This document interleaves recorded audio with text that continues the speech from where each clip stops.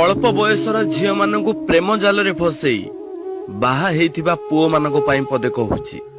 ସଂସାର ବିଷୟରେ କିଛି ଜାଣିନଥିବା ଝିଅ ଖାସ୍ ତମକୁ ବିଶ୍ୱାସ କରି ନିଜ ପରିବାରକୁ ଅଲଗା କରି ତମ ପରିବାର ସହିତ ମିଶିବାର ପ୍ରୟାସ କରିଥାଏ। ଯେଉଁ ଝିଅ ଘରେ କାମ କଣ ଜାଣୁନଥିଲା ସେ ତମ ଘରେ ପ୍ରତ୍ୟେକ କାମ କରୁଥାଏ। ଅଳ୍ପ ବୟସରୁ ଜୀବନରେ ଖୁସି ପାଇବା ପାଇଁ ତମକୁ ବିଶ୍ୱାସ କରି ତମ ସହିତ ଆସିଥିଲା, କିନ୍ତୁ ତମେ ମାନେ କଣ କଲ?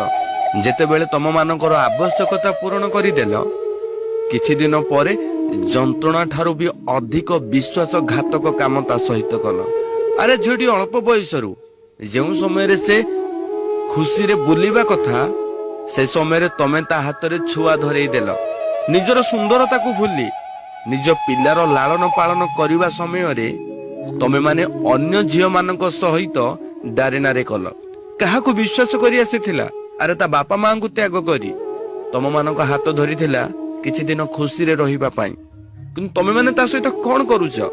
ନିଜ ମା ଭଉଣୀ କଥାରେ ପଡି ନିଜ ସ୍ତ୍ରୀକୁ ଗାଳି ସହିତ ମାଡ ବି ମାରୁଛ, ଯୌତୁକର ନିର୍ଯାତନା ଦଉଛ।